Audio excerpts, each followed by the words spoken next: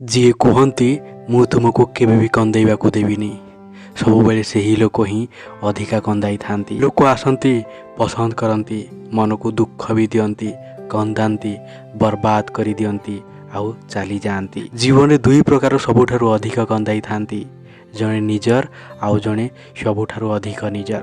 ଯେତେ ବି ଭଲରେ ତୁମ ସମ୍ପର୍କକୁ ଦେଖାଅ ନା କାହିଁକି, ଯିଏ ବଦଳିବା କଥା ସେ ବଦଳି ହିଁ ଯିବ। ସେହି ଲୋକଙ୍କୁ ଆମର ଦୁଃଖ ଆଉ କଷ୍ଟ ଜଣାପଡ଼େ ନାହିଁ, ଯିଏ ଆମକୁ କୁହନ୍ତି ଆମେ ତୁମକୁ ତୁମଠୁ ଅଧିକା ଜାଣିଛୁ। ଲୋକେ ବହୁତ ସହଜରେ ଆମ ହୃଦୟରେ ଘର ବନାଇ ନିଅନ୍ତି, ଆଉ ଯେତେବେଳେ ସେଥିରେ ରହିବାକୁ ସମୟ ଆସେ ସେତେବେଳେ ଠିକଣା ବଦଳାଇ ଦିଅନ୍ତି। ଗୋଟିଏ ଜିନିଷ ଜୀବନରେ ମନେ ରଖିଥିବ, ସିଗାରେଟ୍ ଭଳି ହୁଅ ନାହିଁ। ୟୁଜ୍ କରିସାରିଲା ପରେ ପାଦ ତଳେ ଦଳି ଦେବେ। ବନିବାକୁ ଚାହୁଁଛ ତ ନିଶା ଭଳି ବନ, ତୁମକୁ ୟୁଜ୍ କରୁଥିବା ମଣିଷ ବି ନଷ୍ଟ ହୋଇଯିବ। ବୁଝିବା କଥା, ଆମେ ସବୁ କିଛି କରିପାରିବା ଯାହା ଆମେ ଭାବିଥାନ୍ତି, ଆଉ ଆମେ ଯାହା ଭାବିଥାନ୍ତି ଯାହା ଆମେ ଆଜି ପର୍ଯ୍ୟନ୍ତ ଭାବିନଥାନ୍ତି। ଆଉ ଜୀବନରେ ଜିତିଲା ବାଲା ହିଁ ନାହିଁ, ବରଂ ଯେଉଁଠି ହାରିବା ସେଇଠି ହାରିବା ବାଲା ହିଁ ଜିତିଥାଏ। ଆଉ ଜୀବନରେ ଏତେ ପରଫେକ୍ଟ ବନିଯାଅ ଯାହା ପାଇଁ ଆଜି ତୁମେ କାନ୍ଦୁଛ, ଯେବେ ତୁମେ ତାଠୁ ଦୂରକୁ ଯିବ ତୁମ ପାଇଁ କାନ୍ଦିବା ସେ ଆରମ୍ଭ କରିଦେବ।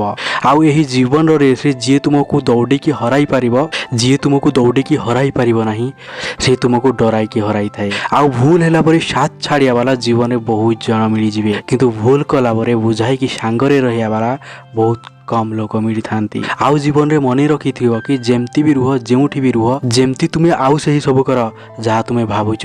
କ'ଣ ପାଇଁ ନା ଯେଉଁ ଲୋକ ଖରାପ ଭାବିଥାନ୍ତି ସେ ତୁମର ମାଇନେ ରଖିବା ପାଇଁ ଚାହାନ୍ତି ନାହିଁ, ଆଉ ଯେଉଁ ଲୋକ ମାଇନେ ରଖିଥାନ୍ତି ତାଙ୍କ କଥାକୁ ଖରାପ କ'ଣ ପାଇଁ ଭାବୁଛ। ଏହି ଦୁଇଟି କଥା ନିଜ ଭିତରେ ଆଣ। ପ୍ରଥମେ ଚୁପ୍ ରହିବା, ସେକେଣ୍ଡ କ୍ଷମା କରିବା। କ'ଣ ପାଇଁ ନା ଚୁପ୍ ରହିବା ଠାରୁ ବଡ଼ କୌଣସି ଉତ୍ତର ନାହିଁ, କ୍ଷମା କରିଦେବା ଠାରୁ ବଡ଼ କୌଣସି ଦଣ୍ଡ ନାହିଁ। ଯିଏ ଆମକୁ ବୁଝିପାରନ୍ତି ନାହିଁ ତାଙ୍କର ପୁରା ଅଧିକାର ଥାଏ ଭଲ ଖରାପ କହିବାର। କ'ଣ ପାଇଁ ନା ଯିଏ ଆମକୁ ଜାଣି ନେଇଥାଏ ସେ ଆମ ପାଇଁ ଜାନ୍ ଦେଇ ଦେଇଥାଏ। କିଛି ଲୋକ ମୋତେ ଭୁଲ ବୁଝନ୍ତି ତ ମୋତେ ଖରାପ ଲାଗିନଥାଏ, କ'ଣ ପାଇଁ ନା ସେ ସେତିକି ହିଁ ବୁଝନ୍ତି ଯେତିକି ସେ ବୁଝନ୍ତି।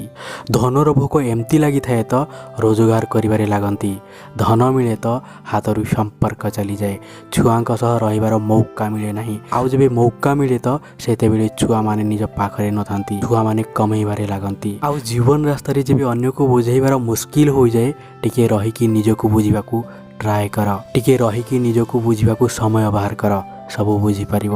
ମନେ ରଖ ଏହି ତିନୋଟି କଥା, ଚୋରକୁ ଖାସ ଆଉ ସନ୍ଥକୁ ଦାସୀ ଖରାପ ପରିସ୍ଥିତିରେ ପକାଇଥାଏ। ପ୍ୟାର ଦେଲେ ପୁଅ ବଦଳିଯାଏ, ଭେଦ ଦେଲେ ନାରୀ, ଲୋକ ଦେଲେ ଚାକର ବଦଳିଥାଏ, ଧୋକା ଦେଲେ ୟାରି ବଦଳିଯାଏ।